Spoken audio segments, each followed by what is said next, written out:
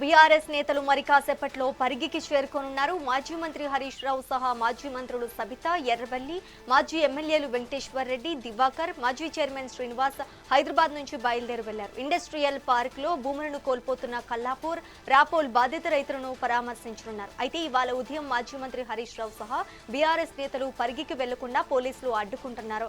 ఈ క్రమంలో హైదరాబాద్ కోకాపేట్లో హరీష్ రావును హౌస్ అరెస్ట్ చేశారు. హరీష్ రావు నివాసం దగ్గర భారీ పోలీస్ బందోబస్తు ఏర్పాటు చేశారు.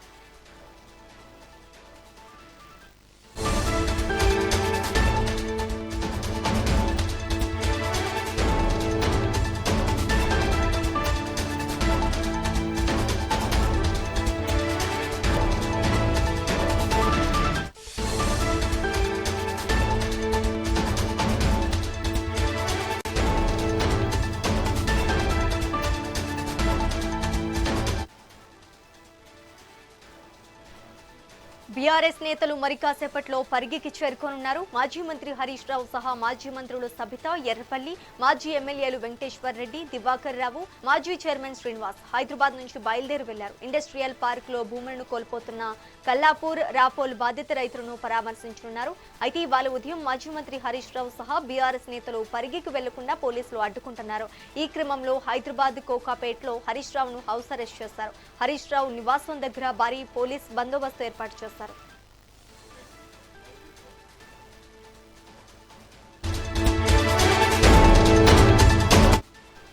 బీఆర్ఎస్ నేతలు మరి కాసేపట్లో పరిగికి చేరుకోనున్నారు. మాజీ మంత్రి హరీష్ రావు సహా మాజీ మంత్రులు సబిత, ఎర్రబెల్లి, మాజీ మంత్రి ఎమ్మెల్యేలు వెంకటేశ్వర్ రెడ్డి, దివాకర్ రావు, మాజీ చైర్మన్ శ్రీనివాస్ హైదరాబాద్ నుంచి బయలుదేరి వెళ్లారు. ఇండస్ట్రియల్ పార్క్ లో భూములను కోల్పోతున్న కల్లాపూర్, రాపోల్ బాధిత రైతులను పరామర్శించనున్నారు. ఇక ఇదే అంశానికి సంబంధించి మనతో పాటు మా కరెస్పాండెంట్ ఉషా లైవ్ లో ఉన్నారు. ఉషా, చెప్పండి, బీఆర్ఎస్ నేతలు మరి కాసేపట్లో పరిగికి చేరుకోనున్నారని తెలుస్తోంది. ఇక దీనికి సంబంధించి అప్డేట్స్ ఏంటి? సృజ, ఇండస్ట్రియల్ పార్క్ ఏర్పాటు సందర్భంగా ఏదైతే తెలంగాణ అధికారంలో ఉన్నటువంటి కాంగ్రెస్ పార్టీ పేద రైతుల భూములను లాక్కుంటోంది అన్న కోణంలో లేట్ నైట్ హరీష్ రావు ఏదైతే బీఆర్ఎస్ పార్టీ ఇచ్చినటువంటి స్టేట్మెంట్ ఏదైతే ఉందో ఇండస్ట్రియల్ పార్క్ బాధిత రైతులను పరామర్శించడానికి ఇవాళ చేరుకుంటాము. పరిగి, కలాపూర్, ఏదైతే రాపూర్ ఈ ప్రాంతాల్లో ఉన్నటువంటి రైతుల్ని పరామర్శించడానికి అయితే వెళ్ళబోతున్నాము అని late night Harish Rao and team ఎవరైతే ఉన్నారో వారందరూ కూడా అనౌన్స్ చేయడం జరిగింది. వెంటనే పోలీసులు ఉదయాన్నే అలర్ట్ అయ్యి ఎక్కడికక్కడ హౌస్ అరెస్టులు కూడా చేశారు. ఎక్కడికక్కడ గృహ నిర్బంధం, అటు కోకాపేటలోని హరీష్ రావు నివాసం వద్ద కావచ్చు, ఇతర సబితా ఇంద్రారెడ్డి ఇంటి వద్ద కావచ్చు, ఇతర నేతలు ఎవరైతే ఉన్నారో బీఆర్ఎస్ మార్జిల్గా ఉన్నటువంటి నేతల ఇళ్ల దగ్గర, ప్రతి ఒక్కరి ఇళ్ల దగ్గర కూడా గృహ నిర్బంధం చేశారు. ఎక్కడికక్కడ ఎవరిని కూడా ఏదైతే వెలుపలికి రానివ్వకుండా అయితే నిర్బంధం చేసిన ఘటన అయితే చూసుకోవచ్చు. కాసేపటి క్రితమే చూసుకున్నట్టయితే ఏదైతే వికారాబాద్ సంబంధించి రైతులను ఇండస్ట్రియల్ పార్క్ ఏర్పాటుకు సంబంధించినటువంటి రైతులను పరామర్శించడానికి కాసేపటి క్రితమే హరీష్ రావు ఇతర నేతలకి అనుమతి వచ్చినట్లుగా అయితే తెలుస్తుంది. కాసేపటి క్రితమే ఏదైతే వారు బయలుదేరినట్టుగా అయితే తెలుస్తుంది. ఇండస్ట్రియల్ పార్క్ ఏర్పాటుకు సందర్భంగా దాదాపు 10 ఎకరాల భూమిని ఇప్పటికే రైతుల దగ్గర నుంచి లాక్కున్నారు. ఇందులో దాదాపుగా కూడా ఎస్సీ, ఎస్టీ, బీసీ, అణగారిన వర్గాలు, గిరిజన మహిళలు చాలా వరకు ఉన్నారు. వీరిని మభ్యపెట్టి ఈ విధంగా లాక్కుండటం ప్రభుత్వం చేస్తున్నటువంటి ఇది దగాకోరుతనము అన్న కోణంలోనే ఇప్పటికే హరీష్ రావు చెప్పుకుంటూ వస్తున్నారు. మొత్తానికి చూసుకున్నట్టయితే పరిగిలో ఉన్నటువంటి ప్రతి ఒక్క రైతుని కూడా పరామర్శించే నేపథ్యంలోనే కాసేపటి క్రితమే బయలుదేరారు. మరి కాసేపట్లో అయితే పరిగిలో చేరుకునే అవకాశం ఉన్నట్టుగా అయితే తెలుస్తుంది. మొత్తం మీద మాజీ మంత్రిగా ఉన్నటువంటి మహేశ్వర్ రెడ్డి, అలాగే సబితాంద్రారెడ్డి, హరీష్ రావు, ఎర్రబెల్లి దయాకర్ రావు ప్రతి ఒక్కరు కూడా చేరుకోబోతున్నారు. ఇండస్ట్రియల్ పార్క్ లో దాదాపు ఇంకా 40 ఎకరాల భూమిని ఏదైతే గవర్నమెంట్ ఇండస్ట్రియల్ పార్క్ ఏర్పాటుకి సందర్భంగా లాక్కోవడానికి అయితే చూస్తుంది. దీనికి సంబంధించి అనుమతులు ఏదైతే ఉన్నాయో తెలంగాణ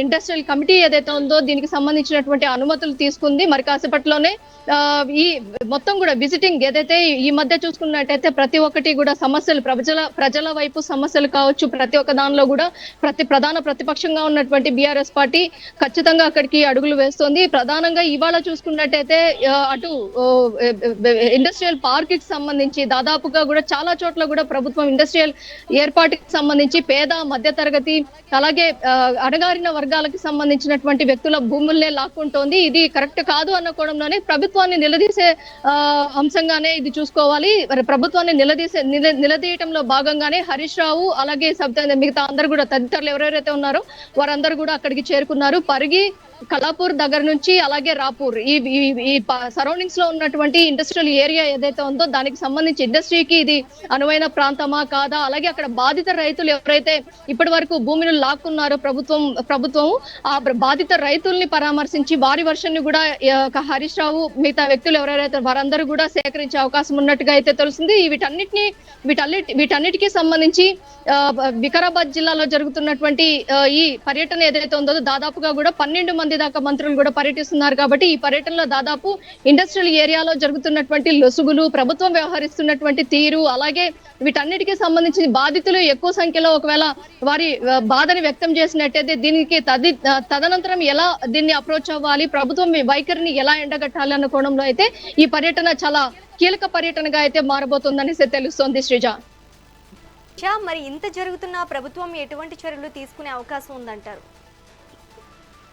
ఖచ్చితంగా ఇప్పటి వరకు చూసుకున్నట్టయితే ఈ అంశానికి సంబంధించి ఇండస్ట్రియల్ పార్క్ ఏదైతే ఉందో ఇండస్ట్రియల్ పార్క్ అనేది ఓకే, కానీ అక్కడ ఉన్నటువంటి నివాస స్థలాలు కావచ్చు, అలాగే రైతులకు సంబంధించినటువంటి పంట పొలాలు కావచ్చు, ఈ భూములన్నింటినీ లాక్కోవటం ఎంతవరకు సమంజసం అన్న కోణంలోనే ఇప్పటి వరకు కూడా హరీష్ రావు కావచ్చు, అక్కడ ఉన్నటువంటి ప్రధాన ప్రతిపక్షంగా ఉన్నటువంటి నేతలు, మాజీలుగా ఉన్నటువంటి నేతలు కావచ్చు, ప్రతి ఒక్కరు కూడా ఇదే అంశాన్ని చెప్తున్నారు. ప్రభుత్వం వారంతట వారు ఏదైతే ఇచ్చినట్లయితే ఏదైతే గతంలో ఏపీకి సంబంధించి అమరావతి భూముల వర్షన్ ఎలా ఉందో సేమ్ ఆ తరహాలోనే ఇక్కడ కూడా వారంతట వారు స్వయంగా వచ్చి భూములు ఇచ్చినట్లయితే ఇండస్ట్రియల్ ఏరియాకి అభివృద్ధి చేసుకున్నట్టయితే ఓకే, కానీ అలా కాకుండా భూములను లాక్కొని బెదిరింపులకు పాల్పడి ఈ విధంగా పేద మధ్య తరగతి అణగారిన వర్గాలకి సంబంధించినటువంటి వ్యక్తుల భూములను లాక్కోవటం ఎంతవరకు సమంజసం అన్న కోణంలోనే వీరు ప్రశ్నిస్తున్నారు. ప్రధాన ప్రతిపక్షంగా ఉన్నటువంటి బీఆర్ఎస్ పార్టీ ఇప్పటి వరకు చూసుకున్నట్టయితే భూములను లాక్కున్నారన్న ఆరోపణలే చేస్తుంది. కాబట్టి దీనికి సంబంధించి ప్రభుత్వం ఎలాంటి ఎక్స్ప్లెనేషన్ ఇవ్వబోతోంది? ఇప్పటి వరకు చూసుకున్నట్టయితే దాదాపుగా కూడా భూములను లాక్కున్నారన్న ఆరోపణలే వస్తున్నాయి. ఇంకా 40 ఎకరాలకి సంబంధించి కూడా ఏదైతే వారిని బెదిరించి లాక్కునే ప్రయత్నం చేస్తున్నారు అన్న కోణంలో కూడా ఆరోపణలు వినిపిస్తున్నాయి. కాబట్టి దీనికి సంబంధించి ఎలా ప్రభుత్వం స్పందించబోతోంది? మొత్తం మీద చూసుకున్నట్టయితే ఎట్టకేలకు మంత్రులందరూ కూడా పరిగికి చేరుకున్నట్టుగా అయితే మనకు అందుతున్నటువంటి తాజా సమాచారం. శ్రీజ, మరి ప్రభుత్వం బాధితులకు ఏమైనా పరిష్కారం చూపించే అవకాశం ఉందంటారా? ఈ అంశం చూసుకున్నట్టయితే ఇండస్ట్రియల్ పార్క్ ఏరియా ఏదైతే ఉందో ఈ అంశానికి సంబంధించి దాదాపుగా కూడా అక్కడ ఉన్నటువంటి రైతులు ఎప్పటి నుంచో కూడా ఈ అంశాన్ని ప్రభుత్వం వద్దకు, ప్రభుత్వ అధికార యంత్రం చుట్టూ, అలాగే పరిగి తహసీల్దార్ దగ్గర నుంచి కలెక్టర్ల వరకు కూడా తిరుగుతూనే ఉన్నారు. కానీ ఇప్పటి వరకు కూడా వారికి అనుకున్నంత మేరకు వారి దగ్గర నుంచి ఏదైతే రైతులకు సంబంధించి ఊరటైతే లభించలేదు. ప్రధాన ప్రతిపక్ష పార్టీగా ఉన్నటువంటి బీఆర్ఎస్ ని అప్రోచ్ అవడం కూడా జరిగింది రైతులు. అక్కడ ఉన్నటువంటి ఎమ్మెల్యేలు కావచ్చు, మాజీలుగా ఉన్నటువంటి ఎమ్మెల్యేలు ప్రతి ఒక్కరు కూడా ఈ అంశానికి సంబంధించి ప్రభుత్వాన్ని ఎలాగైనా సరే నిలదీయాలి, రైతుల పక్షాన ఖచ్చితంగా నిలబడాలి, రైతులకు ఖచ్చితంగా ఊరట లభించాలి, ప్రభుత్వాన్ని ఎలాగైనా సరే ఈ రియల్ ఎస్టేట్ ఏదైతే ఇండస్ట్రియల్ పార్క్ ఏరియాకి సంబంధించినటువంటి భూములకు సంబంధించి ఖచ్చితంగా ప్రశ్నిస్తాము అన్న కోణంలోనే ఇవాళ ఈ పర్యటన ఏదైతే హరీష్ రావు టీం తీసుకున్నట్టుగా అయితే తెలుస్తుంది. చూడాలి ఈ ఇండస్ట్రియల్ పార్క్ ఏరియాకి సంబంధించి ప్రభుత్వం ఎలా స్పందించబోతోంది. గతంలో లాగా వెలుగుమట్ల భూములు, ఈ భూముల తరహాలోనే ఇక్కడ కూడా ఈ అంశాన్ని కూడా బీఆర్ఎస్ పార్టీ ఎంటర్ అయిన తర్వాత ఈ అంశాన్ని కూడా ఎలా హ్యాండిల్ చేయబోతోంది? ఇప్పటి వరకు రైతులు ఇచ్చినటువంటి ఏదైతే ఓన్ ల్యాండ్స్ ఏవైతే ఉన్నాయో వాటికి సంబంధించి రైతుల దగ్గర కూడా ఫీడ్బ్యాక్ తీసుకునే అవకాశం ఉంది. మొత్తం ఓవరాల్ గా చూసుకొని ఆ తర్వాత ప్రభుత్వాన్ని ఎలా నిలదీయాలి, అలాగే రైతులు ఏ మేరకు ఇబ్బందులకు గురయ్యారు, ఏ మేరకు వీరి దగ్గర నుంచి లాక్కున్నారు భూములు అన్న కోణంలో వారి దగ్గర నుంచి చాలా వరకు కూడా ఫీడ్బ్యాక్ తీసుకునే అవకాశం ఉన్నట్టుగా తెలిసింది. ఆ తర్వాత ప్రభుత్వానికి సంబంధించి చర్యలు కూడా తీసుకునే అవకాశం ఉంటుంది. అనంతరం ఏదైతే రైతులు చాలా వరకు కూడా ఇండస్ట్రియల్ ఏరియా వద్దు, మాకు కేవలం మా భూములు మాకు ఇచ్చేయండి అన్న కోణంలో ఏమైనా అలాంటి వర్షన్ ఏమైనా వచ్చినట్టయితే ఖచ్చితంగా ఈ అంశానికి సంబంధించి కోర్టులను కూడా సంప్రదించే అవకాశం కూడా లేకపోలేదు. Sreeja, right, thank you for the update Usha.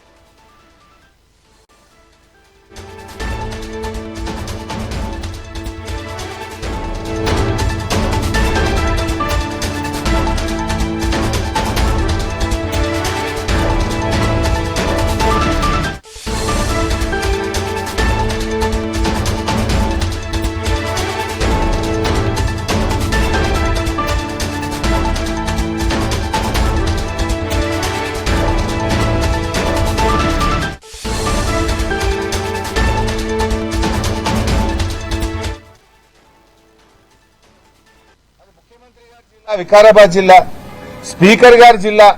ముఖ్యమంత్రి స్పీకర్ గారు ఉంటే మీరు రక్షకులుగా ఉంటారా, భక్షకులుగా మారతారా?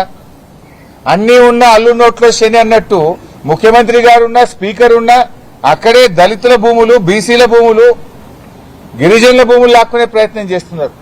అక్కడే లగచర్ల ఇన్సిడెంట్ చూశాం. ఇప్పుడు మళ్లీ పరిగిలో మరొక దమనకాండ ఇవాళ జరుగుతా ఉంది. పాపం మహిళలు, రైతులు గత నెల రోజుల నుంచి పోరాటం చేస్తున్నారు. మా భూములు ఇవ్వము అంటున్నారు. ఆ భూములను తాతలు తండ్రుల నుంచి సాగు చేసుకుని ఆ భూమి మాకు జీవనాధారం, ఆ భూమితో మాకు పేగుబంధం ఉన్నది, మా భూమి మాకు కావాలి అంటే ఎందుకు నీ అనుయాయులకో నీ కుటుంబ సభ్యులకో ఆ భూములు కట్టబెట్టడానికి గా భూములే దొరికినాయా నీకు? ఆ పేదలేంటే ఎందుకు పడతా ఉన్నావని నేను అడుగుతా ఉన్నా. ఇవాళ మీరు చేస్తున్నటువంటిది కేవలం ఆ ఎస్సీ ఎస్టీల నోట్లో మట్టిగొట్టే ప్రయత్నం చేస్తున్నారు. మీరు మా నాయకులను ముందస్తు అరెస్టు చేసినా, మమ్మల్ని అడ్డుకునే ప్రయత్నం చేసినా మా పోరాటం ఆగదు. మేము తప్పకుండా వెళ్తాం, అక్కడికి వెళ్లి తీర్థం, ఆ రైతులకు గొంతుకగా మారుతాం. మీరిచ్చిన హామీ అమలు చేయండి, మేమేం అడుగుతలేం. మీరే చెప్పిండ్రు ఎస్సీ ఎస్టీలకు పట్టాలు ఇస్తామని. ఇస్తారా ఇయ్యరా? ఎస్సీ ఎస్టీలకు పట్టా భూములతో సమానమైన నష్టపరిహారం ఇస్తామన్నారు. ఇచ్చిన మాట నిలబెట్టుకుంటారా, నిలబెట్టుకోరా? అంటే అధికారంలో వచ్చేదాకా ఒక మాట, అధికారంలో వచ్చిన తర్వాత ఇంకో మాటనా? ఓడ దాటేదాకా ఓడ మల్లప్ప, ఓడ దాటినాక బోడ మల్లప్ప కథనా ఈ కాంగ్రెస్ కథ? అందువల్ల ఇలా రేవంత్ రెడ్డి ఎట్లయిపోయిందంటే సూర్యుడి చుట్టూ భూమి తిరుగుతుంది అన్నట్టు రేవంత్ రెడ్డి ఆలోచనలన్నీ భూమి చుట్టే తిరుగుతున్నాయి. యూనివర్సిటీ భూములు వదలవు, హిల్ టీపీ పేరిట ఇండస్ట్రీ భూములను వదలవు, నాదర్గుల్ భూముల కథ చూశాం, కోహెడ మార్కెట్ యార్డ్ భూముల కథ చూశాం, లగచెర్ల భూముల కథ చూశాం, యూనివర్సిటీ సెంట్రల్ యూనివర్సిటీ భూముల కథ చూశాం. ఇవాళ చూస్తే పరిగిలో మళ్ళీ భూములు లాక్కోవడం. భూములు తప్ప నీకు ఇంకోటి పట్టదా? నువ్వు పాలన చేయవయా అంటే భూములు లాక్కోవడం ఏంది? ముఖ్యమంత్రి ఇందిరమ్మ రాజ్యం అంటూ నాటి ఇందిరమ్మ భూములు ఇచ్చింది, నేటి ఇందిరమ్మ పాలనలో భూములు లాక్కుంటున్నారు. ఎస్సీ ఎస్టీలు, మైనార్టీలు, బీసీల భూములు లాక్కోవడానికే నీకు అధికారం ఇచ్చిందా?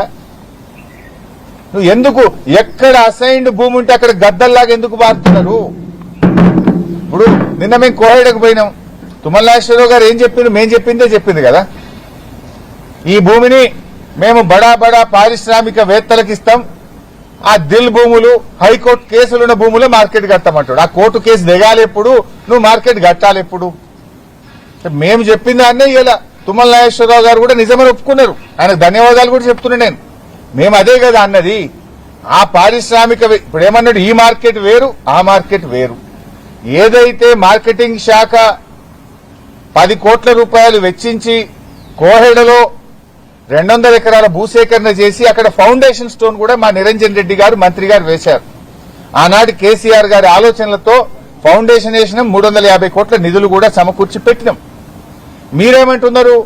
రెడీగా ఉన్న భూమినేమో పారిశ్రామికవేత్తలకు టీజీఐసీ పేరు మీద కట్టబెడతాం, ఈ భూమి వేరే వాళ్ళకి ఇస్తాం, పక్కన పంచాయతీలో లిటిగేషన్ లో ఉన్నటువంటి దిల్ భూములు మార్కెట్ యార్డ్కి ఇస్తామంటారు.